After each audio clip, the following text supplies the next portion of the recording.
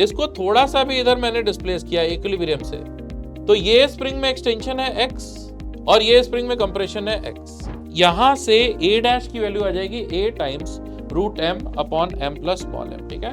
और 2 पाई under root l upon g क्या था, एक्चुअल टाइम पीरियड, तो t dash is equal to 4/3 times t, ये आ गया g इफेक्टिव का वैल्यू, और इसलिए time period 2 pi under root of l upon g cos alpha आ जाएगा।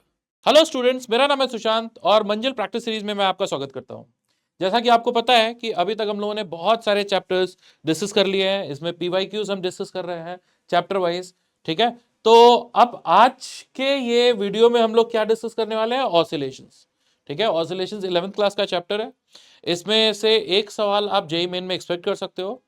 मोरओवर कई सारे चैप्टर्स ऐसे हैं जैसे इलेक्ट्रोस्टैटिक्स है, ठीक है, इसके अलावा फ्लूइड है, उनमें भी ये ऑसिलेशन के कॉन्सेप्ट यूज होते रहते हैं, ठीक है। तो ये आपके मेंस के लिए इंपॉर्टेंट तो है ही, एक सवाल आता है मेंस में, और एडवांस के लिए भी बहुत इंपॉर्टेंट है। एडवांस में कई बार इसके ऊपर पूरे पैसेज आ जाता है, 2-3 क्वेश्चंस आ जाते हैं ना, तो ये हमारे लिए इंपॉर्टेंट टॉपिक है। शुरू करते हैं। तो सबसे पहला क्वेश्चन जो हम लोग देखने वाले हैं ऑसिलेशन का, वो ये है हमारा क्वेश्चन नंबर 1। इसके अंदर हम लोग पहला क्वेश्चन क्या है, सिंपल सा क्वेश्चन फेजर का। A particle P revolving around the center O with radius of circular path R, angular velocity omega as shown in the figure. The projection of OP on the x-axis at time t is. देखो t is equal to 0 पर x axis के साथ ऐसा है particle 30 degree पे था, 30 degree मतलब π/6, और टाइम t पे ये और कितना रोटेट हो चुका होगा, ओमेगा t एंगल रोटेट हो चुका होगा। कहने का मतलब ये कि अगर इसी सर्कुलर पाथ को मैंने फिर से बना दिया, यहां ऐसा बना दे रहा हूं, तो ये था हमारा horizontal axis, t is equal to 0 पर पोजीशन मैं यहां बना देता हूं साफ सुथरी सी, t इज इक्वल टू 0 पर ये वाली पोजीशन थी, कितनी थी ये, रेडियंस में π/6, है ना। और टाइम t पर यहां से और आप फर्दर रोटेट हो चुके होगे, ये वाला एंगल क्या हो जाएगा, ओमेगा t, है ना, रेडियस है r। तो अगर हमको इसका प्रोजेक्शन देखना है x एक्सिस पर, तो ये पूरा का पूरा एंगल ओमेगा t प्लस π/6, तो इसलिए ये वाली वैल्यू हो जाएगी r cos omega t plus π/6, और हमारे इस पहले क्वेश्चन का आंसर हो जाएगा position as a function of time, ये जो प्रोजेक्शन एक्स एक्सिस पर वो कितना होगा, r cos omega t plus π/6। Alright, second question देखते हैं। सेकंड क्वेश्चन में लिखा हुआ है, in a linear simple harmonic motion restoring force is directly proportional to the displacement, ठीक है। आपको कुछ स्टेटमेंट्स गिवन है, आपको बताना है कि कौन कौन से स्टेटमेंट सही है, कौन से गलत है। तो देखो, रिस्टोरिंग फोर्स डायरेक्टली प्रोपोर्शनल तो होता है डिस्प्लेसमेंट के, हम लोग एक्चुअली फोर्स लिखते हैं F is equal to minus k x, है ना। तो मीन पोजीशन से डिस्प्लेसमेंट के डायरेक्टली प्रोपोर्शनल होता है मैग्नीट्यूड में, और हमेशा डिस्प्लेसमेंट की ऑपोजिट डायरेक्शन में डायरेक्टेड होता है ना, मीन पोजीशन की तरफ। ये देखो, अगर ऐसा डिस्प्लेसमेंट है तो जो रिस्टोरिंग फोर्स होगा और उसकी वजह से एक्सेलरेशन, वो ऐसा ऑपोजिट डायरेक्शन में डायरेक्टेड होता है, ठीक है। ऑल राइट, ठीक। तो ये होगा फोर्स वेक्टर का डायरेक्शन और एक्सेलरेशन वेक्टर का भी डायरेक्शन, ठीक है। तो पहला ऑप्शन सही है, acceleration displacement are in opposite direction, बिल्कुल सही बात है। जिधर डिस्प्लेस हुआ एक्सेलरेशन उसकी ऑपोजिट डायरेक्शन में मीन पोजीशन की तरफ डायरेक्टेड होता है, ये भी सही बात है। Velocity is maximum at mean position, हाँ, मीन पोजीशन पे वेलोसिटी एक्चुअली होती है omega under root of a square minus x square, और जब एक्स की वैल्यू 0 हो जाएगी तो वेलोसिटी मैक्सिमम हो जाता है, बिल्कुल सही बात है। v attains its maximum value at x is equal to 0, ये भी सही स्टेटमेंट है। Acceleration is minimum at extreme position, नहीं, बिल्कुल गलत है। एक्सेलरेशन देखो, एक्सेलरेशन आप ऐसा लिखते हो a is equal to minus omega square x, extreme position पे x मैक्सिमम होता है इसलिए एक्सेलरेशन का मैग्नीट्यूड मैक्सिमम होता है, ये गलत है। तो हमको ए बी सी मतलब ऑप्शन ए सही आंसर इसका देना चाहिए। थर्ड क्वेश्चन देखते हैं। थर्ड क्वेश्चन में, assume that earth is a solid sphere having uniform density and a tunnel is dug along its diameter throughout the earth. It is found that when a particle is released in this tunnel, it executes simple harmonic motion, ठीक है। The mass of particle is 100 gram time period of motion of the particle will be approximately. ठीक है, तो देखो अगर एक गड्ढा खोद दिया आपने अर्थ के अंदर, तो सबसे पहले उसका टाइम पीरियड देखते हैं कितना होता है। ये देखो ऐसा अर्थ है, ठीक है, यहां पर आपने एक ऐसा टनल खोद दिया, ठीक है।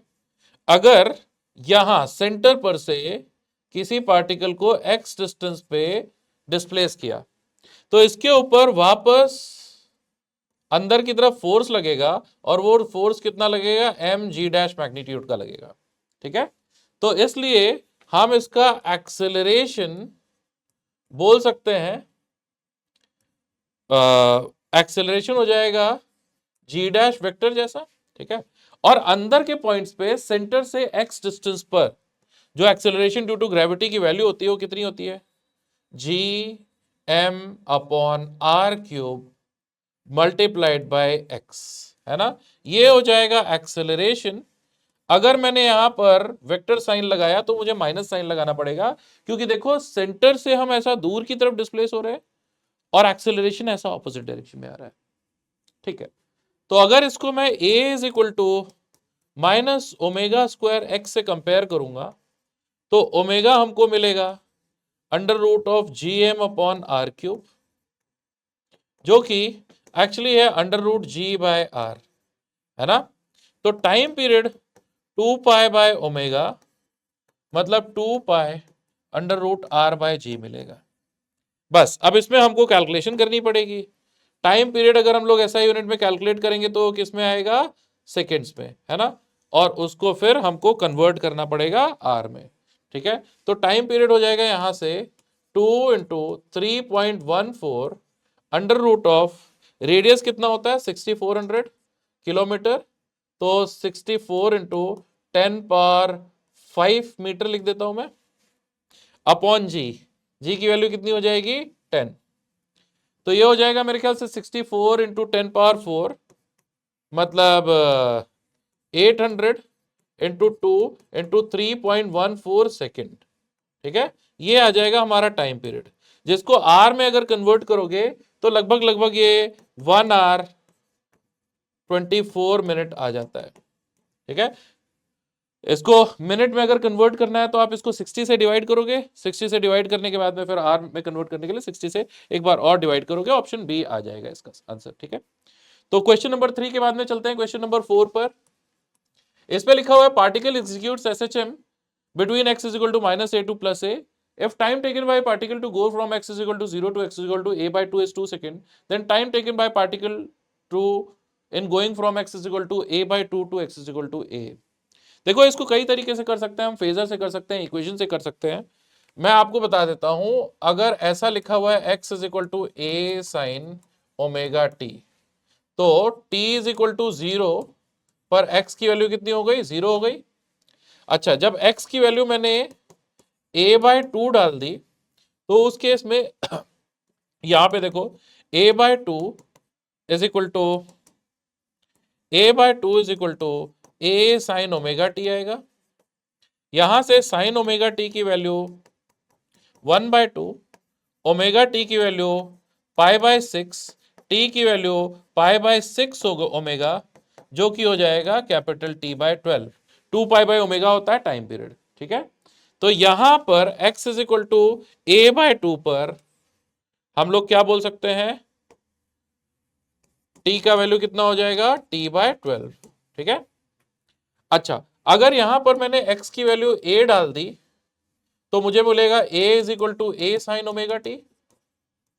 यहां से साइन ओमेगा टी की वैल्यू कितनी मिल जाएगी, देखो 1, ओमेगा टी कितना मिलेगा π/2, या फिर t की वैल्यू π/2 ओमेगा, जिसको हम T/4 बोल सकते हैं। ऑल राइट, तो अब हमको सिचुएशन क्लियर है।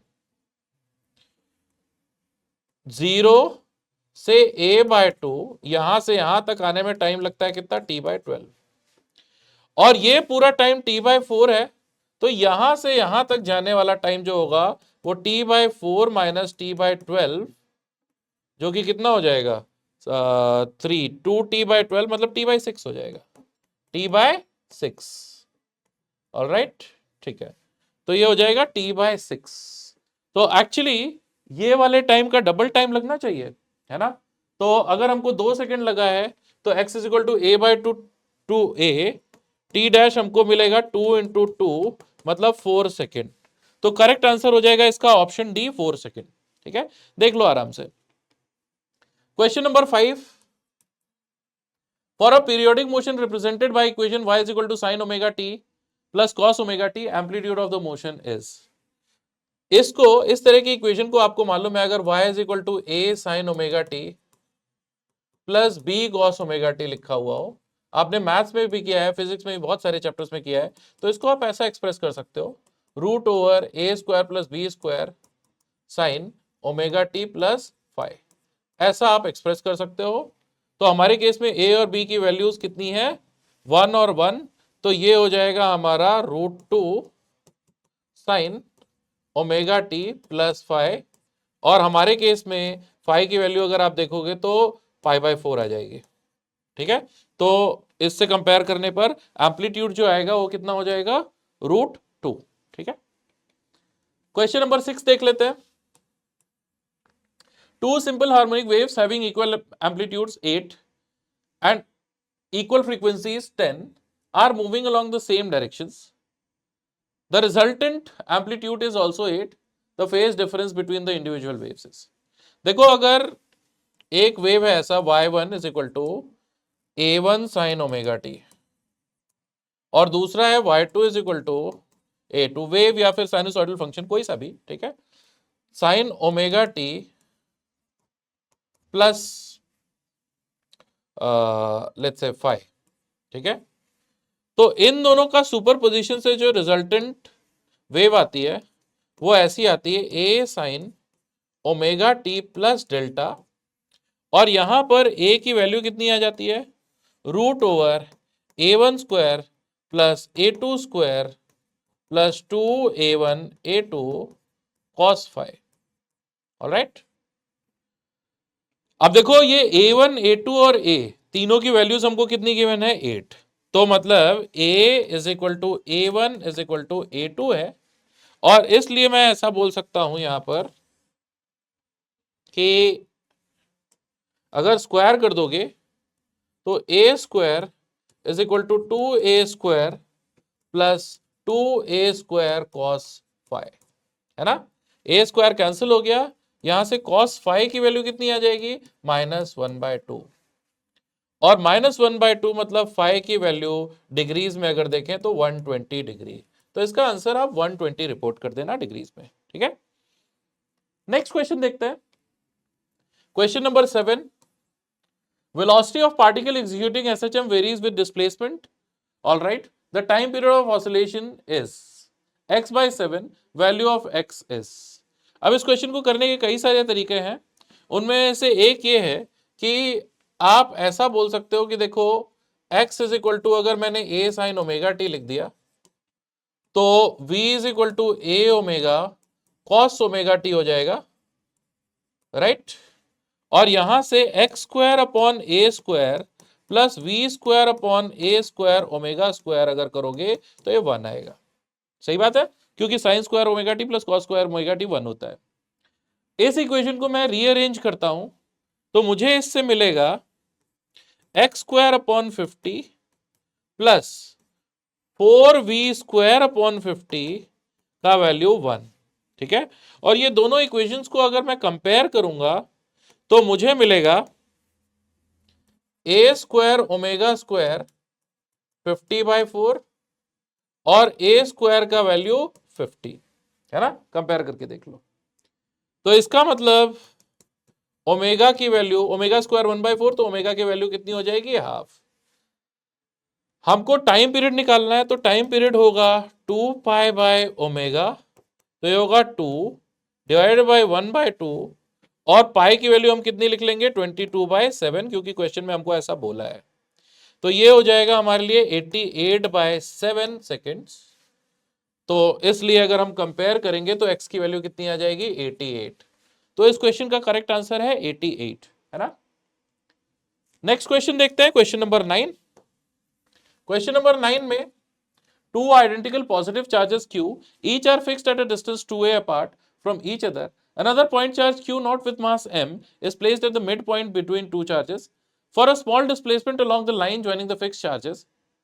ठीक है, the charge q naught executes SHM. Time period of oscillation of the charge q naught is, देखो ये दो चार्जेस रखे हुए थे, ठीक है, इन दोनों का मैग्नीट्यूड हमको गिवन है, कितना, Q, Q पॉजिटिव चार्ज है, एग्जैक्टली इनके मिड पॉइंट पे, मतलब यहां से a डिस्टेंस पे और यहां से भी a डिस्टेंस पर एक चार्ज रखा हुआ था Q नॉट।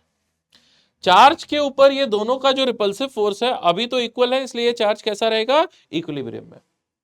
लेकिन अगर मैंने थोड़ा सा इस चार्ज को डिस्प्लेस किया, मान लो यहां डिस्प्लेस किया ऐसा x डिस्टेंस, तो इस वाले चार्ज का जो रिपल्सिव फोर्स है, क्योंकि डिस्टेंस बढ़ गया तो इसका रिपल्सिव फोर्स जो है वो कम हो जाएगा, और दूसरे वाले चार्ज का जो रिपल्सिव फोर्स है वो डिस्टेंस कम हो जाने की वजह से बढ़ जाएगा, है ना। तो अब क्या आपको लगता है कि इसके ऊपर नेट जो फोर्स आएगा, इस चार्ज के ऊपर जो नेट फोर्स आएगा वो इधर की तरफ आएगा, रिस्टोरिंग फोर्स जैसा होगा, है ना। तो ये जो नेट फोर्स इधर की तरफ, x इधर की तरफ आपने डिस्प्लेस किया, नेट फोर्स इधर की तरफ आएगा, और ये नेट फोर्स अगर हमको लिखना है तो ये मेरे ख्याल से हो जाएगा ये वाला बड़ा वाला फोर्स, मतलब कि k q not small q upon ये डिस्टेंस कितना हो जाएगा, a माइनस एक्स का square minus k q naught capital Q upon ये बड़ा वाला डिस्टेंस a प्लस एक्स का स्क्वायर, ठीक है। तो यहां से f की वैल्यू आ जाएगी k q नॉट q, ठीक है, अपॉन एलसीएम ले लेते हैं, तो ये आ जाएगा a square minus x square का स्क्वायर, ऑलराइट, और ऊपर आएगा a प्लस एक्स का square minus a minus x का स्क्वायर, जो कि हो जाएगा 4ax, ऑलराइट। अच्छा, हमको ये भी लिखा है कि x is very very small as compare to a, x is very very small as compare to a, ठीक है। तो नीचे x को नेग्लिजिबल मान लेंगे, तो ये हो जाएगा a पावर 4 और a कैंसिल होकर के हो जाएगा k q naught capital Q multiplied by x upon a cube, ये हो गया फोर्स। अच्छा, इस फोर्स को अगर मास से हमने डिवाइड कर दिया तो हमको मिलेगा एक्सेलरेशन, तो ये आ गया एक्सेलरेशन। फर्दर अगर मैंने एक्सेलरेशन पे वेक्टर साइन लगाया तो मुझे यहां एक माइनस साइन लगाना पड़ेगा। क्यों माइनस साइन लगाना पड़ेगा, ध्यान से देखो, जिधर की तरफ हमने डिस्प्लेस किया उसकी ऑपोजिट डायरेक्शन में हमको एक्सेलरेशन मिल रहा है। ये इधर डिस्प्लेस किया तो एक्सेलरेशन किधर है, इधर की तरफ, ठीक है, ऑलराइट। ये एक्सेलरेशन वेक्टर है, ठीक है, इसको ये डिस्टेंस a से कंफ्यूज नहीं करना। तो यहां से omega a is equal to minus omega square x से कंपेयर करोगे तो ओमेगा आएगा अंडर रूट ऑफ k, अच्छा 4 भी तो था, 4, ठीक है, under root of 4k q naught capital Q upon m a cube, ठीक है, ठीक है, ऑलराइट। तो अब अगर हमको, हाँ, तो अब अगर हमको इसका टाइम पीरियड निकालना हो तो टाइम पीरियड क्या आ जाएगा, टाइम पीरियड आएगा 2 पाई बाय ओमेगा, जो कि हो जाएगा 2 पाई अंडर रूट ऑफ के को 1/4 पाई एप्सिलॉन नॉट लिख लेंगे, तो 4 पाई, 4 और 4 कैंसिल हो जाएगा ना, तो ये हो जाएगा पाई epsilon not m a cube upon capital Q not, ठीक है। और इसमें भी अगर हमने 2 पाई को अंदर डाल दिया तो ये 4 पाई क्यूब आ जाएगा ना, तो ये ब्रैकेट के अंदर आ जाएगा 4 पाई cube epsilon not m a cube upon Q not. कौन सा आंसर है ऐसा, देखो ऑप्शन ए सही लग रहा है ना, ऑप्शन ए, तो ऑप्शन ए सही मार्क कर देंगे, ठीक है। तो इस क्वेश्चन नंबर 9 का आंसर कौन सा है, ऑप्शन ए। नेक्स्ट क्वेश्चन देखते हैं, क्वेश्चन नंबर 10, इस पे लिखा हुआ है variation of displacement with time of a particle executing SHM is as shown in the figure, ये वाला फिगर। तो इसको देख करके ऐसा लग रहा है ये ऐसा है, x is equal to a sine omega t का ग्राफ है ना। तो पोटेंशियल एनर्जी कितनी हो जाएगी, हाफ के एक्स स्क्वायर मतलब के A square by 2 sine square omega t, sine square omega t. तो देखो ये साइन स्क्वायर ओमेगा टी में, साइन स्क्वायर ओमेगा टी में अगर आप देखोगे तो जो ये वो है इसका अगर आप ग्राफ बनाओगे ना तो ग्राफ साइन स्क्वायर वाला जो बनेगा वो इन सब, पहली बात तो ये हमेशा पॉजिटिव रहेगी है ना। अगर मीन पोजीशन पे आपने पोटेंशियल एनर्जी को जीरो ले लिया तो हमेशा पॉजिटिव रहेगी। तो सबसे जो अप्रोप्रिएट कर्व दिख रहा है वो ये वाला कर्व दिख रहा है, ठीक है। प्रॉपरली अगर आप साइन स्क्वायर का ग्राफ बनाओगे तो बेसिकली 1 माइनस कॉस 2a करके बनाओगे, तो मतलब जीरो से साइन स्क्वायर ओमेगा टी का ग्राफ 0 से 1 तक बेसिकली वेरी करता है ना, 0 से 1 तक वेरी करता है। तो जितने ऑप्शंस गिवन है उसमें से अप्रोप्रिएट ऑप्शन एक ही दिख रहा है, ठीक है। क्वेश्चन नंबर 11 देखते हैं। Assume that a tunnel is dug along a chord of the earth at a perpendicular distance r by 2 from the earth's center, where r is radius of earth. Wall of the tunnel is frictionless. If particle is released in this tunnel, it will execute simple harmonic motion with a time period. देखो अगर ये ऐसा एक tunnel है, ठीक है, ये ऐसा टनल, इसमें आपने कॉर्ड के अलोंग ये अर्थ है, अर्थ में ऐसा एक कॉर्ड के अलोंग आपने टनल बनाया, ठीक है। ये कॉर्ड कहां है, सेंटर से r बाय 2 डिस्टेंस पे, ये सेंटर से r बाय 2 डिस्टेंस पे, ठीक है। चलो तो अब किसी टाइम पर अगर ये पार्टिकल समझो यहां है, यहां इसका सेंटर से कुछ डिस्टेंस होगा r, मान लेते हैं ये डिस्टेंस है r, ये है हमारा r बाय 2, ठीक है, और ये वाला डिस्टेंस है x। तो देखो इसके ऊपर जो फोर्स लग रहा होगा इधर की तरफ, ये फोर्स तो हो जाएगा किसके इक्वल, एम जी डैश के इक्वल, और सेंटर से r डिस्टेंस पे अंदर के पॉइंट्स पर g डैश का मैग्नीट्यूड कितना होता है, gm upon are cube multiplied by small r, ठीक है। तो हमको यहां से फोर्स जो मिला, फोर्स मिल गया m g capital M upon are cube multiplied by r, ठीक है। अब इस फोर्स का अगर ये वाला एंगल आप ध्यान से देखो, अगर थीटा है तो जो रीस्टोरिंग कंपोनेंट है वो इस कॉर्ड के अलोंग होगा, और रीस्टोरिंग फोर्स का मैग्नीट्यूड हो जाएगा f cos थीटा, जो कि हो जाएगा f cos थीटा की वैल्यू कितनी होगी, x by r, x by r. तो अगर इस एक्सप्रेशन में हमने रिस्टोरिंग फोर्स निकालना चाहा तो ये आ जाएगा g capital M small m upon are cube multiplied by r multiplied by x by r, और यहां से एक्सेलरेशन जो आएगा इसको मास से डिवाइड कर देंगे तो gm upon are cube multiplied by x। अगर मैंने वेक्टर साइन लगा दिया तो यहां माइनस साइन आएगा, क्योंकि आप देखो यहां से x इधर की तरफ अगर आप डिस्प्लेस कर रहे हो तो एक्सेलरेशन इधर की तरफ आ रहा है ना, तो ये माइनस यही रिप्रेजेंट कर रहा है। फर्दर अगर इसको कैरेक्टरिस्टिक इक्वेशन से कंपेयर करेंगे तो ओमेगा आया root of GM upon are cube, तो time period 2 pi, time period ही निकालना था ना, हाँ, 2 पाई under root of r cube upon GM, GM upon r square denominator में स्मॉल जी मिल जाएगा, एक्सेलरेशन ड्यू टू ग्रेविटी, तो ये आ जाएगा आर बाय जी, ठीक है।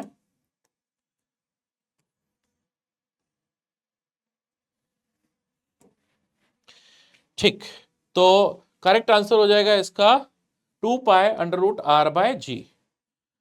क्वेश्चन नंबर 12 देखते हैं। इसमें लिखा हुआ है 2 electrons each are fixed at a distance 2d, a third charge proton placed at midpoint is displaced slightly by a distance x perpendicular to the line joining the two fixed charges. Proton will execute simple harmonic motion with angular frequency. अब देखो यहाँ angular frequency निकालना है और question के अंदर ऐसा charge तो लिखा नहीं है इन दोनों का, लेकिन इलेक्ट्रॉन और प्रोटॉन के चार्ज का मैग्नीट्यूड सेम होगा, एक बात। और दूसरी बात कि आपको देख करके पता चल रहा है ऑप्शंस पे कि वो चार्ज हमने कितना लिया है, क्यू, ऑप्शन देख करके पता चल रहा है। तो ठीक है, क्या करते हैं कि दो ऐसा इलेक्ट्रॉन्स को जिनके चार्जेस का मैग्नीट्यूड कितना होगा, क्यू क्यू, ठीक है, मतलब एक तरीके से माइनस क्यू यहां फिक्स कर दिया। इसके मिड पॉइंट से ऐसा x डिस्टेंस डिस्प्लेस कर देते हैं, ठीक है। ये वाला डिस्टेंस कितना हो गया, ये डिस्टेंस हो गया d, ये वाला भी डिस्टेंस कितना हो गया d, ठीक है। तो यहां पे जो इलेक्ट्रॉन होगा उस इलेक्ट्रॉन के ऊपर अट्रैक्टिव फोर्स लग रहा होगा, ठीक है, ये इस डायरेक्शन में और इस डायरेक्शन में, ऑल राइट, ठीक है, ठीक है। अगर ये फोर्सेस F और F है, ये वाला एंगल थीटा है, ये वाला एंगल थीटा है, तो F साइन थीटा तो कैंसिल होगा, F साइन थीटा कैंसिल हो जाएगा, और ये 2F sine theta 2F cos theta ये होगा हमारे लिए रिस्टोरिंग फोर्स, सही बात है। फर्दर F की वैल्यू अगर हम लोग देखें तो F का मैग्नीट्यूड हो जाएगा मेरे ख्याल से K Q into Q square upon ये वाली डिस्टेंस का स्क्वायर, ये वाली डिस्टेंस कितनी होगी, d का स्क्वायर प्लस x का स्क्वायर, तो d square plus x square, ठीक है। अच्छा, अब अगर 2F cos थीटा कैलकुलेट करना चाहते हो तो रिस्टोरिंग फोर्स जो कि 2F cos थीटा था ये हो जाएगा 2k q square upon D square plus x square multiplied by, यहां से cos थीटा देखोगे तो x अपॉन ये वाले डिस्टेंस, ठीक है। तो ये हो जाएगा, यहां पे x डाल देता हूं और root over d square plus x square यहां मल्टीप्लाई करेंगे तो पावर 3/2 आ जाएगा। अगर यहां से हमको एक्सेलरेशन लिखना है तो वो हो जाएगा 2k q square x upon D cube और माइनस साइन के साथ डिनोमिनेटर में मैंने एक्स स्क्वायर को नेग्लिजिबल मान लिया क्योंकि हमको यहां पर ये गिवन है कि x is very very small as compare to d, तो इसलिए नीचे आएगा d स्क्वायर का रूट का क्यूब, d क्यूब, राइट है, और साथ के साथ मास से भी डिवाइड कर देंगे, तो ये आ गया एक्सेलरेशन। और इसलिए characteristic equation a is equal to minus omega square x से कंपेयर करोगे तो ओमेगा की वैल्यू कितनी आ जाएगी, ओमेगा की वैल्यू आएगी under root of 2k q square upon m d cube. हमको निकालना क्या था, हमको निकालना क्या था, हमको निकालना था एंगुलर फ्रीक्वेंसी, मतलब यही निकालना था। तो k की वैल्यू अगर आप रख दोगे 4 पाई एप्सिलॉन नॉट तो ये हो जाएगा under root of q square upon k की वैल्यू 1/4 पाई एप्सिलॉन नॉट, तो ये हो जाएगा नीचे 2 pi epsilon naught m d cube, ठीक है। तो q square upon 2 pi epsilon naught m d cube का रूट, ठीक है, ऑप्शन सी सही हो गया इसका, है ना, ठीक है। क्वेश्चन नंबर 13 पे चलते हैं। क्वेश्चन नंबर 13 में लिखा हुआ है particle is doing simple harmonic motion along x axis, ठीक है। If a distance x1 and x2 from the mean position, the velocity of the particle are v1 and v2 respectively, ठीक है। x1 और x2 distance पर जब particle था तो उसकी वेलोसिटीज v1 और v2 थी। तो आपको बताना है कुछ, क्या बताना है, time period of its oscillation is given by, तो आपको फॉर्मूला मालूम है कि वेलोसिटी होता है omega under root of a square minus x square, ठीक है। तो इसलिए v1 स्क्वायर हो जाएगा omega square a square minus x square, ठीक है, ठीक है। और v2 ऐसे ही क्या हो, x1 का स्क्वायर ना, v2 का स्क्वायर क्या हो जाएगा, omega square a square minus x2 का स्क्वायर। अब मुझे निकालना है टाइम पीरियड, टाइम पीरियड निकालने के लिए मुझे क्या चाहिए होगा, मुझे चाहिए होगा ओमेगा। तो पहली इक्वेशन को ओमेगा स्क्वायर से डिवाइड करो, दूसरी इक्वेशन को ओमेगा स्क्वायर से डिवाइड करो और डिफरेंस ले लो, तो v1 square upon omega square minus v2 square upon omega square, ये इधर पहले वाले में से दूसरे वाले को माइनस करोगे तो a स्क्वायर चला जाएगा, x2 का स्क्वायर माइनस x1 का स्क्वायर आएगा, और यहां से ओमेगा का value v1 square minus v2 square upon x2 square minus x1 square under root. ठीक है, ये हो गया ओमेगा। ध्यान से देख लो, अगर ये ओमेगा आ गया तो जो टाइम पीरियड आएगा वो आ जाएगा 2 पाई बाय ओमेगा, मतलब 2 पाई बाय ओमेगा, एक मिनट, हाँ, ये आ जाएगा 2 पाई बाय ओमेगा, ओहो, एक मिनट, ऑल राइट, ठीक है, तो ये हो जाएगा 2 पाई under root of x2 square minus x1 square upon v1 square minus v2 square. ठीक है, तो हमारे लिए ऑप्शन कौन सा हो गया? ऑप्शन ए ठीक लग रहा है इसका, देख लो आराम से, क्वेश्चन नंबर 13 का ऑप्शन ए ठीक लग रहा है ना। ठीक है, क्वेश्चन नंबर 14 देखते हैं। क्वेश्चन नंबर 14 में लिखा हुआ है y is equal to a sin omega t plus phi naught is the displacement time equation of a simple harmonic motion.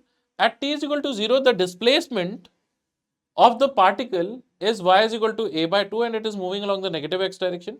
Then the initial phase phi naught is equal to, देखो अगर ऐसा लिखा हुआ है y is equal to a sin omega t plus phi naught, ठीक है, तो यहां से वेलोसिटी कितनी हो जाएगी?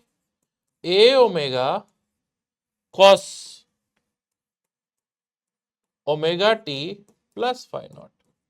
All right, at t is equal to 0, y is equal to a sin phi naught आएगा। यहां से अगर y की वैल्यू a बाय 2 है, ये कितनी है? a बाय 2, तो यहां से साइन फाइ नॉट हाफ मिलेगा, तो यहां से फाइ नॉट की वैल्यू या तो पाई बाय 6 मिल जाएगी फर्स्ट क्वाड्रेंट के लिए, या फिर 5 पाई बाय 6 सेकेंड क्वाड्रेंट के लिए, है ना। साइन फर्स्ट और सेकेंड क्वाड्रेंट दोनों में ही पॉजिटिव होता है। रही बात वेलोसिटी की, तो वेलोसिटी है a omega cos phi naught, ये लेस देन 0 होना चाहिए, इसका मतलब सेकेंड क्वाड्रेंट में ही कॉस नेगेटिव होता है। फाइ नॉट की वैल्यू कितनी हो जाएगी? 5 पाई बाय 6, फाइ नॉट की value 5 pi by 6, option A सही हो जाएगा क्वेश्चन नंबर 14 का। ठीक है, क्वेश्चन नंबर 15 देखते हैं। Two simple harmonic motions are represented by the equation x1 is equal to 5 sin 2 pi t plus pi by 4 and x2 is equal to 5 sin root 2 sin 2 pi t plus cos 2 pi t. Amplitude of second motion is dash times amplitude of first motion. देखो इसमें पहले वाले का amplitude a1 तो हो जाएगा 5 और दूसरे वाले का एम्पलीट्यूड a2 हम लोगों ने अभी अभी सीख लिया था a sin omega t plus b cos omega t। ऐसे फंक्शन का को हम कैसा रिप्रेजेंट कर सकते हैं? Under root of a square plus B square sine omega T plus delta, है ना। तो इसका एम्पलीट्यूड देखो, साइन का जो कोफिशिएंट है और कॉस का जो कोफिशिएंट है उन दोनों के स्क्वायर के सम का रूट, तो ये हो जाएगा 5√2 मल्टीप्लाइड बाय √2 मतलब 10, है ना। तो a2 अपॉन a1 ये आ जाएगा 2, तो दूसरे वाले का जो एम्पलीट्यूड है वो 2 टाइम्स पहले वाले का एम्पलीट्यूड होगा, तो इसका आंसर आप 2 मार्क कर देना। ठीक है, क्वेश्चन नंबर 17 देखते हैं। लिखा हुआ है ring is hung on a nail, it can oscillate without slipping और sliding in its plane with a time period t1 and back and forth in the direction perpendicular to its plane with time period t2, the ratio t1 upon t2 will be। देखो ये एक तरीके से physical pendulum है ना। तो पहली situation में ये ऐसा पेंडुलम है, ये यहां पे हिंज्ड पॉइंट है और ये ऐसा ऑसिलेट कर रहा है, ऐसा, है ना। ठीक, अच्छा, इस केस में जो टाइम पीरियड होगा, एक्चुअली टाइम पीरियड का फॉर्मूला क्या होता है? 2 पाई under root of I upon m g x. यहां पर x क्या होता है? हिंज्ड पॉइंट का ऐसा सेंटर ऑफ मास से डिस्टेंस, ठीक है, तो हमारे केस में x की वैल्यू कितनी है r, ठीक है। ऑल राइट, दूसरे केस में ये पेंडुलम को इस तरीके से ऐसे, ये इस तरीके से ऐसा लटक रहा है, ये हुआ हिंज पॉइंट और ये ऐसा ऑसिलेट कर रहा है, ठीक है। तो एक्चुअली ये वाली एक्सिस के अबाउट अगर मोमेंट ऑफ इनर्शिया I1 है और एक तरीके से अगर ऑसिलेशन ऐसा हो रहा है तो ये वाली टेंजेंशियल एक्सिस के अबाउट अगर मोमेंट ऑफ इनर्शिया I2 है तो T2 upon T1, T1 upon T2, T1 upon T2 basically under root of I1 upon I2 हो जाएगा, है ना, क्योंकि फिजिकल पेंडुलम के लिए ये हमारा फॉर्मूला होता है टाइम पीरियड का 2 पाई under root of I upon mgx, ठीक है। अच्छा, अब पहले केस में ये था पहला केस और ये था दूसरा केस। पहले केस में अगर मुझे ये वाला मोमेंट ऑफ इनर्शिया निकालना हो तो देखो रिंग के लिए सेंटर से पास करने वाली प्लेन के परपेंडिकुलर एक्सिस के अबाउट मोमेंट ऑफ इनर्शिया होता है mr स्क्वायर, तो mr square plus mr square, तो क्या मैं I1 की वैल्यू 2mr स्क्वायर लिख सकता हूं, mr square plus mr square मतलब 2mr स्क्वायर। सेकेंड केस में देखो ये जो एक्सिस है ना डायमेट्रिक एक्सिस, इसके about moment of inertia mr square by 2 होता है, तो ये वाली एक्सिस के about moment of inertia I2 ये हो जाएगा mr square by 2 plus mr square, तो ये कितना हो जाएगा 3mr स्क्वायर बाय 2, ठीक है। तो T1 अपॉन T2 अगर आप देखोगे तो ये आएगा root over 2mr square upon 3m r square by 2, है ना। तो ये हो जाएगा मेरे ख्याल से 2 upon root 3, 2 upon root 3, 2 upon root 3 कौन सा ऑप्शन है, ऑप्शन बी। तो क्वेश्चन नंबर 17 का आंसर हम लोग मार्क कर देंगे ऑप्शन बी, ठीक है। ऑल राइट, नेक्स्ट क्वेश्चन देखते हैं, क्वेश्चन नंबर 18। अब ये क्वेश्चन नंबर 18 के अंदर देखो एक ऐसा रॉड है, ठीक है, ये रॉड को थोड़ा सा ऐसा ट्विस्ट कर दिया, थोड़ा सा ऐसा थीटा एंगल ट्विस्ट कर दिया, ठीक है। तो ऐसी सिचुएशन रहेगी, मान लेते हैं ये हमारी रॉड थी, इसको हमने थोड़ा सा ट्विस्ट कर दिया, कितना, थीटा एंगल। थीटा एंगल अगर रोटेट किया ऐसा, ठीक है, तो ये वाला एंड पॉइंट जो है वो ऐसे तो सर्कुलर घूम रहा होगा, लेकिन फिर भी ये थोड़ा सा डिस्प्लेसमेंट ऑलमोस्ट लीनियर ले सकते हैं, और ये x की वैल्यू कितनी हो जाएगी L/2 multiplied by theta. Similarly इधर भी x की वैल्यू कितनी हो जाएगी L/2 मल्टीप्लाइड बाय थीटा, है ना। तो देखो ये दोनों ही फोर्स, ये जो डिस्प्लेसमेंट्स हैं उनकी वजह से एक फोर्स इधर की तरफ आएगा और इतने ही मैग्नीट्यूड का एक फोर्स इधर की तरफ आएगा, ये दोनों कपल फोर्सेस हुए, है ना। तो ये फोर्स का मैग्नीट्यूड अगर मैं बोलूं, फोर्स का मैग्नीट्यूड, तो फोर्स का मैग्नीट्यूड आएगा के एक्स मतलब के L/2 मल्टीप्लाइड बाय थीटा। तो इसका, ये दोनों कपल है तो इनका रिस्टोरिंग टॉर्क जो आएगा टाउ, वो आ जाएगा basically F into L/2 plus F into L/2, एक तरीके से FL, F इंटू L/2 जो कि I अल्फा हो जाएगा। तो हम बोल देंगे F की वैल्यू, और ये L/2 से मल्टीप्लाई मतलब ये हो जाएगा के L square theta by 2, overall अगर हम देखेंगे F कॉमन ले लेंगे L/2 प्लस L/2 L हो जाएगा, तो के L स्क्वायर थीटा बाय 2, ठीक है। ये हो जाएगा इधर की तरफ I, ये वाली एक्सिस के about moment of inertia ml square by 12 multiplied by alpha. Further अगर हमने यहां पे वेक्टर साइन डाला ना तो हमको एक माइनस लगाना पड़ेगा। क्यों माइनस लगाना पड़ेगा, क्योंकि देखो आपने इधर की तरफ अगर ट्विस्ट करने की कोशिश करी तो रिस्टोरिंग टॉर्क इसको उल्टा घुमाने की कोशिश करेगा, है ना। तो अल्फा ऑपोजिट डायरेक्शन में आएगा, एक्सियल डायरेक्शन में ऑपोजिट, ठीक है। तो यहां से अल्फा की वैल्यू देख लेते हैं क्या आएगी, एल स्क्वायर तो चला गया, के बाय 6m, ठीक है, माइनस साइन के साथ, के बाय 6 नहीं 6 के बाय m ना, ये अल्फा हम लिखने की कोशिश कर रहे हैं, तो 6k/m थीटा। ऑल राइट, तो अगर हमको फ्रीक्वेंसी पूछा तो यहां से ओमेगा आएगा √k/m, तो फ्रीक्वेंसी होगा ω/2π 1/2π √6k/m, है ना। तो ये हो जाएगा हमारा आंसर, ऑप्शन सी इसका सही आंसर हो जाएगा। देख लो, आराम से देख लो, ऑप्शन सी हमारे लिए इसका सही आंसर हो जाएगा। ऑल राइट, क्वेश्चन नंबर 18 के बाद में चलते हैं क्वेश्चन नंबर 19 पे। क्वेश्चन नंबर 19 में लिखा हुआ है, which graph represents difference between total energy and potential energy of a particle executing SHM versus it's distance from the main position. ठीक है, हम लोगों को मेन पोजीशन से डिस्टेंस और टोटल एनर्जी और पोटेंशियल एनर्जी का डिफरेंस में ग्राफ बनाना है।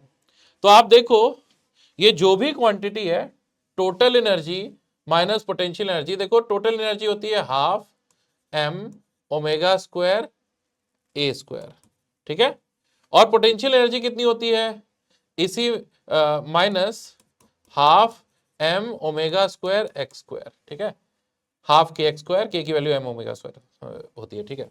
ये हो गया हमारा एनर्जीज का डिफरेंस, इसको चलो मैं E बोल देता हूं। तो देखो E और X में अगर मैं ग्राफ बनाना चाहता हूं तो ये पैराबोलिक होगा।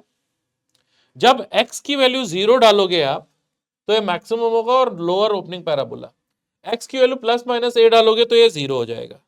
तो ये ऐसा नीचे की तरफ खुलने वाला पैराबोला, यहां 0, यहां पर मैक्सिमम वैल्यू। करेक्ट आंसर कौन सा हो जाएगा, ऑप्शन डी, ठीक है। क्वेश्चन नंबर 20 देख लो, general displacement of a simple harmonic motion is x is equal to a sin omega t. Let t be its time period. Slope of its potential energy time curve will be maximum when t is equal to capital T by beta, ठीक है। अब हमको पूछ रहा है potential energy time curve का slope. तो ठीक है, पोटेंशियल एनर्जी क्या होती है, ½ kx², x की वैल्यू डाल दोगे तो ये हो जाएगा ka²/2 sin² ओमेगा टी, ये हो गया u, ठीक है। तो अगर du/dt निकालोगे तो होगा स्लोप, तो हो जाएगा ka²/2 2 sin omega T. Further sin omega t का डिफरेंशिएशन करोगे तो cos ओमेगा टी, और फिर ओमेगा टी डिफरेंशिएट कर दोगे तो यहाँ पे ओमेगा आ जाएगा, ठीक है, यही आ गया। तो ये हो गया ka² ओमेगा/2 2 sin omega T cos omega T क्या हो जाएगा, sin 2 ओमेगा टी। ये हो गया du/dt जो कि एक्चुअली हुआ स्लोप, ठीक है। तो for slope to be maximum we have to maximize this sine function, ठीक है। For slope to be maximum, sin 2 omega t must attain its maximum value. इसका मतलब 2 ओमेगा टी कितना हो जाएगा, π/2, क्योंकि साइन मैक्सिमम कब होता है, π/2 पे, है ना। तो यहां से t का वैल्यू कितना मिल जाएगा, π/4 ओमेगा, या फिर 2π/8 ओमेगा, मतलब t/8। तो बीटा की वैल्यू कितनी, बीटा की वैल्यू यहां से आ गई 8। तो करेक्ट आंसर इस क्वेश्चन का हो जाएगा 8। देख लो आराम से। नेक्स्ट क्वेश्चन देखते हैं, क्वेश्चन नंबर 21। इसमें लिखा हुआ है, for a body executing SHM, 4 ये स्टेटमेंट्स हैं, आपको बताना है कौन कौन से सही है कौन कौन से गलत है। पहला है, potential energy is always equal to kinetic energy, ये तो बहुत ज्यादा गलत है, ठीक है। बेसिकली होता क्या है, देखो मैं आपको बता देता हूं। अगर x is equal to a sin omega t है, ठीक है, तो v हो जाएगा a omega cos omega t, ठीक है।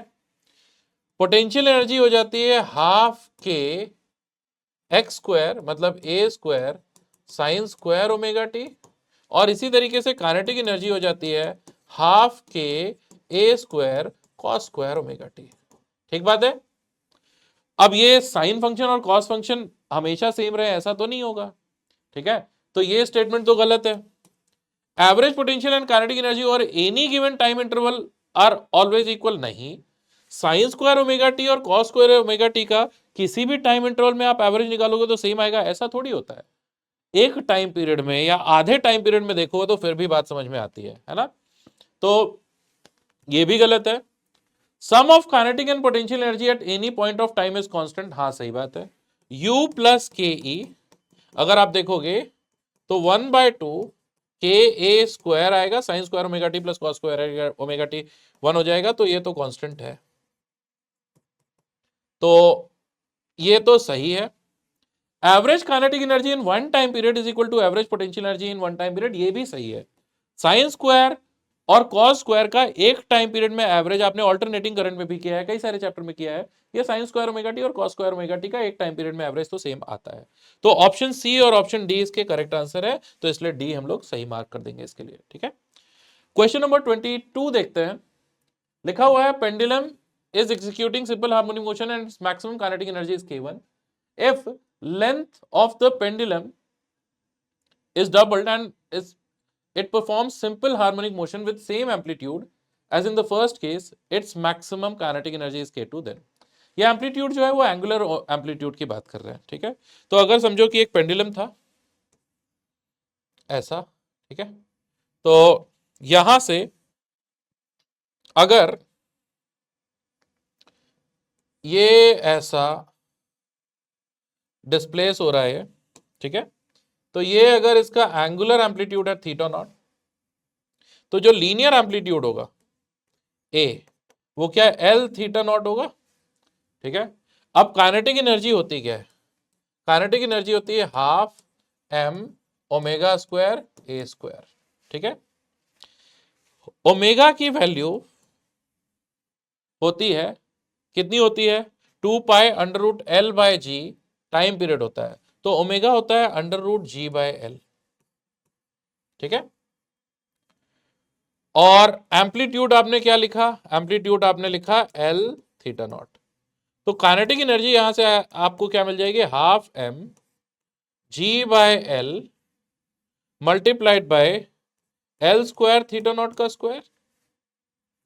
तो अगर हमारे लिए ये एंगुलर एम्पलीट्यूड को सेम रखा है तो काइनेटिक एनर्जी अगर थीटा नॉट कांस्टेंट है तो kinetic energy proportional to l हो गई, ठीक है। तो इसका मतलब क्या है कि लेंथ को अगर डबल किया तो काइनेटिक एनर्जी जो है वो डबल होगी।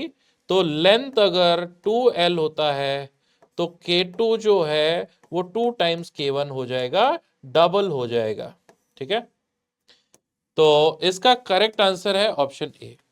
बाय द वे, यही क्वेश्चन में अगर लीनियर एम्पलीट्यूड कांस्टेंट रहा होता तब ये सवाल क्या का जवाब क्या होता, ये आप थोड़ा सा सोच करके आंसर करना, ठीक है, कमेंट्स में आप बताना। क्वेश्चन नंबर 22 था ये। क्वेश्चन नंबर 23 देख लो। Block of mass 2 kg is attached with two identical springs of constant 20. Block is placed on frictionless surface and the ends of the springs are attached to a rigid support. When the mass is displaced from its equilibrium position, it executes a simple harmonic motion. Time period of oscillation is pi upon root x. In SI unit, the value of x is. देखो अगर इसको ऐसा थोड़ा सा displace किया आपने x distance, तो ये वाला स्प्रिंग जिसका कांस्टेंट kx है इधर की तरफ फोर्स लगाएगा, और ये वाली स्प्रिंग में एक्सटेंशन आएगा तो ये भी इधर की तरफ फोर्स लगाएगा, ठीक है। तो इस बार नेट फोर्स जो आएगा वो कितना आएगा, -2kx, ठीक है। तो एक्सेलरेशन आ जाएगा -2k by m multiplied by x, और इसलिए टाइम पीरियड हो जाएगा 2 पाई बाय ओमेगा, यहां पर ओमेगा की वैल्यू क्या है, under root 2k by m, तो 2 पाई under root of m upon 2k, ये हो जाएगा हमारे लिए टाइम पीरियड, ठीक है। वैल्यूज डालते हैं, ये होगा 2 पाई अंडर रूट मास कितना 2 kilogram upon 2 into upon 2 into spring constant कितना 20, ठीक है। तो ये 2 और 2 चला गया, 5 इंटू 4 होगा तो 2 बाहर आ जाएगा, तो ये हो जाएगा पाई रूट 5 सेकेंड। ठीक है, और इसको कंपेयर करेंगे तो यहां से हमको x की वैल्यू कितनी आ जाएगी 5। ठीक है, तो ये हो गया हमारा क्वेश्चन नंबर 23। क्वेश्चन नंबर 24 देख लेते हैं। क्वेश्चन नंबर 24 में देखो टाइम पीरियड हमको बताया है, as per the given figure two springs of spring constant K1 and K2 are connected to mass m if period of oscillation in figure A is 3 seconds, then period of oscillation in figure B will be root x second, the value of x is। तो देखो time period होता क्या है, 2 पाई under root of m upon k equivalent. तो हम ऐसा बोल सकते हैं कि T2 upon T1 is equal to under root of K1 upon K2। ठीक है, जहां पे कि K1 पहले केस में K इक्वलेंट है और K2 दूसरे केस में K इक्वलेंट है। ठीक है, तो पहला केस में देखो ये सीरीज में लगे हुए हैं, तो इसलिए K1 जो हो जाएगा सीरीज कॉम्बिनेशन इनका क्या हो जाएगा 2K into K upon K plus 2K, मतलब कि 2K/3। और दूसरे केस में पैरेलल कॉम्बिनेशन में डायरेक्टली ऐड हो जाते हैं, तो ये क्या हो जाएगा 3K। तो बस वैल्यूज डाल देंगे। T2 is equal to T1 की वैल्यू 3 सेकेंड क्वेश्चन में गिवन है। ठीक है, अंडर रूट ऑफ K1 ये हो जाएगा 2K/3 और K2 ये हो जाएगा 3K। K और K तो कैंसिल होगा, 3 बाहर आ जाएगा, तो ये आ जाएगा √2। ठीक है, तो ये आ जाएगा √2 सेकेंड, इसलिए x की वैल्यू कितनी 2। तो इस क्वेश्चन का आंसर हम मार्क कर देंगे 2। ये हमारा हो गया क्वेश्चन नंबर 24। ठीक है, अगले क्वेश्चन पर आते हैं। अगला क्वेश्चन जो है उसमें लिखा हुआ है in the given figure a mass m is attached to a horizontal spring which is fixed on one side to a rigid support. The spring constant of the spring is K. The mass oscillates on a frictionless surface with the time t, period t and amplitude a. When the mass is in equilibrium position as shown in the figure, another mass m is gently fixed upon it. New amplitude of oscillation will be। ठीक है, तो देखो सबसे पहले ये oscillate जब कर रहा है, तो जब भी मीन पोजीशन पे कोई पार्टिकल रहता है तो उसकी वेलोसिटी जो होती है वो किसके इक्वल होती है ए ओमेगा के इक्वल, है ना। तो अगर इसको जेंटली हमने रखा तो पहली बात तो मोमेंटम कंजर्व रहेगा। तो अगर पहले वेलोसिटी थी v, तो हम बोलेंगे M V V is equal to बाद में अगर वेलोसिटी v डैश हो गई तो m plus capital M v dash. ठीक है, और यहां से हम v डैश और v का रेशियो निकाल सकते हैं। ठीक है, दूसरी बात कि हमको यह भी मालूम है कि v is equal to A omega होगा और v dash A dash omega dash, है ना। तो हम ऐसा बोल सकते हैं कि देखो v अपॉन v डैश, इसको डिवाइड करता हूं मैं, a upon a dash multiplied by omega upon omega dash. ठीक है, तो v अपॉन v डैश की वैल्यू लिखते हैं। v अपॉन v डैश हमारे लिए हो जाएगा कितना v upon v dash. Alright, यहां से a डैश अपॉन a निकाल लेते हैं ना।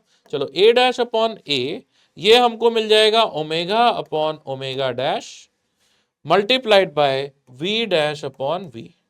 ठीक है, अब ओमेगा क्या होता था, ओमेगा होता था under root k by m। तो ये हो जाएगा हमारा under root k by m, दूसरा रूट में हो जाएगा अंडर रूट डिनोमिनेटर में k और ऊपर आ जाएगा m प्लस स्मॉल m।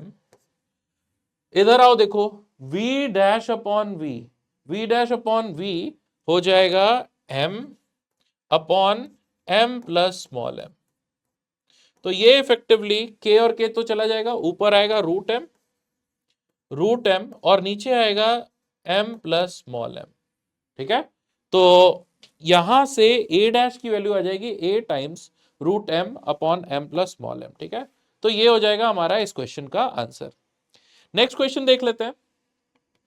अगले सवाल में लिखा हुआ है in the given figure a body of mass m is held between two massless springs on a smooth incline plane. The free ends of the springs are attached to firm supports. If each spring has spring constant k, the frequency of oscillation of given body is. अब देखो ये incline plane पर है तो इसके ऊपर mg sin theta और ये सारा फोर्स लग रहा होगा। ठीक है, अगर ये इक्विलिब्रियम में है, इसको थोड़ा सा भी इधर मैंने डिस्प्लेस किया इक्विलिब्रियम से, तो ये स्प्रिंग में एक्सटेंशन है x और ये स्प्रिंग में कंप्रेशन है x। तो ऊपर की तरफ kx plus kx, restoring force कितना आएगा?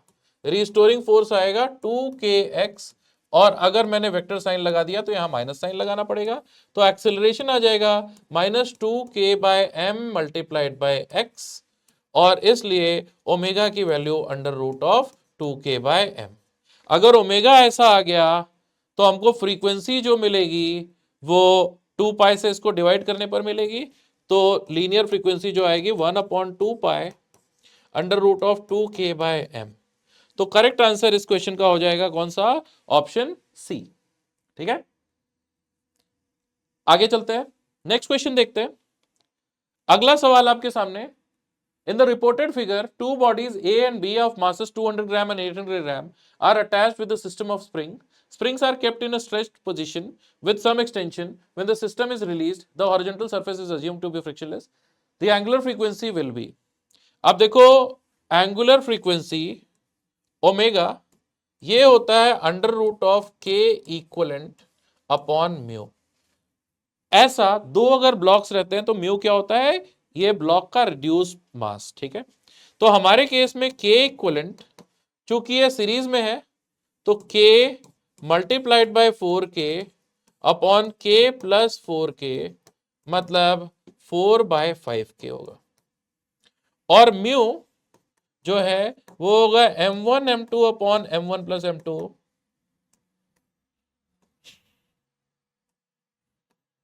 m1 m2 upon m1 plus m2। ठीक है, मासेस कितने हैं?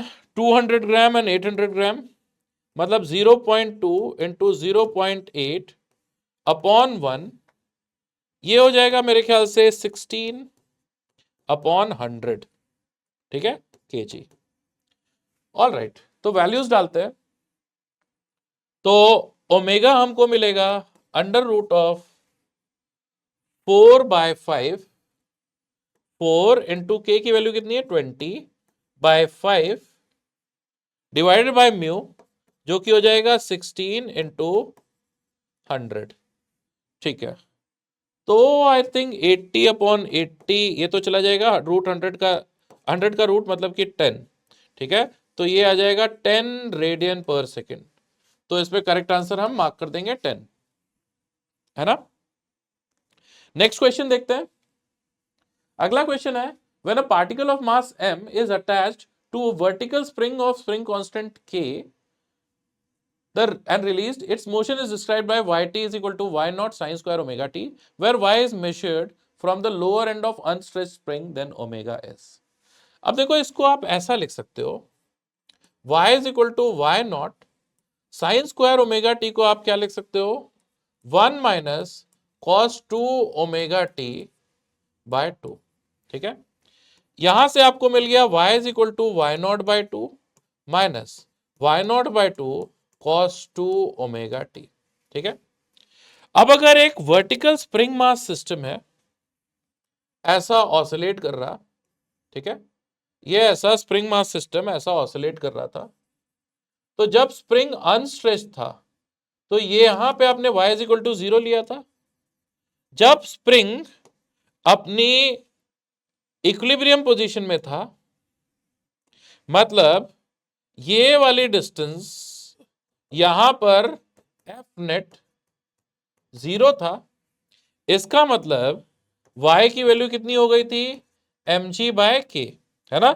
वेट जो था वो स्प्रिंग फोर्स को बैलेंस कर रहा था, यहां पर ये यहां पर ky और यहां पर mg, ये दोनों बैलेंस कर दे रहे थे, तो y की वैल्यू कितनी आ गई थी? mg/k। ये थी इक्विलिब्रियम पोजीशन, सही बात है। तो अब एक्चुअली ये इक्वेशन जो है ना, ये इक्वेशन हमको एक तरीके से बता रही है, देखो वर्टिकल स्प्रिंग मास सिस्टम में भी एंगुलर फ्रीक्वेंसी जो होती है, एंगुलर फ्रीक्वेंसी ओमेगा नॉट जो होती है वो अंडर रूट ऑफ k/m ही होती है। लेकिन बस स्प्रिंग जब जब क्या होता है ना कि इक्विलिब्रियम होता है, कौन सा इक्विलिब्रियम? जब मीन पोजीशन पर ये पार्टिकल होता है, उस वक्त स्प्रिंग अपनी नेचुरल लेंथ में नहीं होती।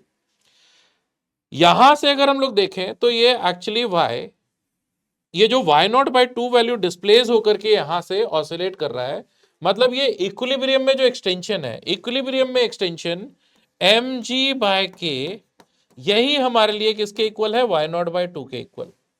और यहां से,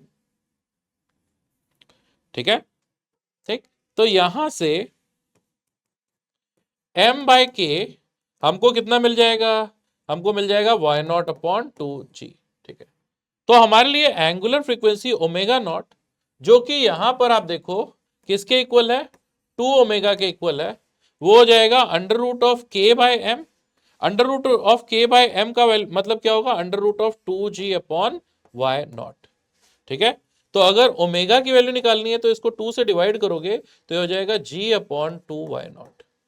ठीक है, तो इस सवाल का हमारे लिए जो जवाब होगा g/2y0, ऑप्शन सी इसका करेक्ट आंसर हो जाएगा। ठीक है, नेक्स्ट क्वेश्चन देखते हैं। Time period of oscillation of a simple pendulum of length L suspended from roof of a vehicle which moves without friction down an inclined plane of inclination alpha is given by। अब देखो, जो time period का formula होता है वो होता है 2π√L/g effective, और g इफेक्टिव अगर आप देखोगे तो ये होता है vector g minus vector a। ठीक है, तो अब आप देखो, अगर ये ऐसा नीचे की तरफ g है और ये इधर की तरफ कोई एक व्हीकल अल्फा एंगल पे इंक्लाइन होके जा रहा है, ठीक है, ये वाला एंगल कितना है, अल्फा। ठीक, तो इधर की तरफ जो एक्सेलरेशन होगा वो कितना हो जाएगा, जी साइन अल्फा, जी साइन अल्फा, और ये हुआ जी, तो जी इफेक्टिव का मैग्नीट्यूड जो होगा वो होगा √g² plus g² sine square alpha minus 2g/g² sine alpha cos 90 minus alpha, मतलब कि वो भी हो जाएगा साइन अल्फा, साइन अल्फा। ठीक है, ऐसा,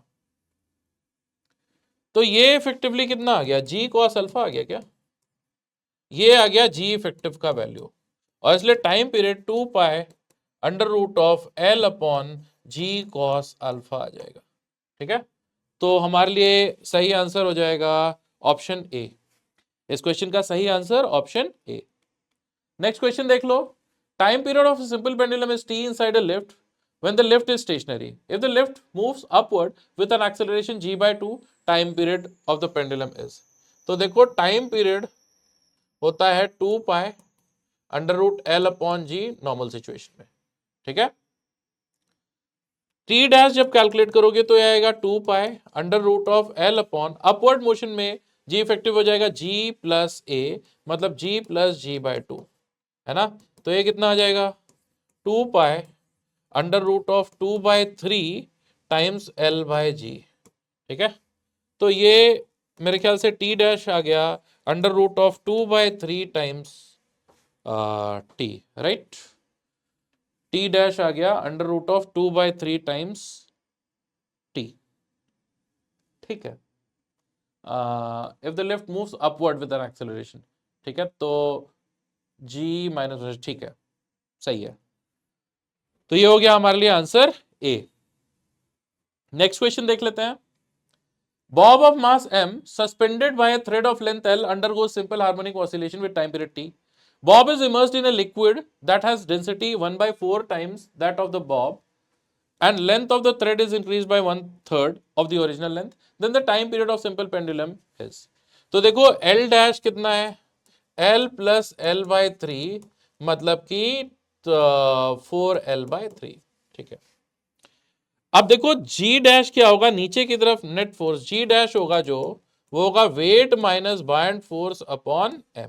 ठीक है, अब देखो डेंसिटी 1/4 है अगर लिक्विड की, तो बायंट फोर्स वेट का 1/4 टाइम्स हो जाएगा, ये हो जाएगा mg minus mg/4 upon m। ठीक है, तो ये कितना हो जाएगा 3g/4 हो जाएगा क्या। अब time period t dash 2π√L dash upon g dash, ये होगा 2π√L 4L/3 multiplied by 3G/4। ठीक है, ऐसा आ गया। तो यहां पे 4/3 कॉमन आ जाएगा। 4/3 मल्टीप्लाइड बाय 2π√L/G, और 2π√L/G क्या था? Actual time period. तो T dash is equal to 4/3 times T। ठीक है, तो ऑप्शन डी इसका सही आप मार्क कर सकते हो। इस क्वेश्चन का सही आंसर कौन सा है? Option D. ठीक है, नेक्स्ट क्वेश्चन देखते हैं। Time period of simple pendulum is T, time taken to complete 5/8 oscillation starting from mean position is alpha upon beta t, value of alpha is। अभी देखो 5/8 ऑसिलेशन का मतलब क्या होता है? 5/8 ऑसिलेशन, 5/8 का मतलब होगा बेसिकली 4/8 प्लस 1/8। ठीक है, मतलब half plus 1/8 oscillation. Half plus 1/8 oscillation का मतलब क्या हुआ कि आप देखो, ये है ओरिजिन, मेन पोजीशन, यहां से इधर की तरफ जाओ और ये वापस आ जाओ, ये हो गया आपका हाफ ऑसिलेशन।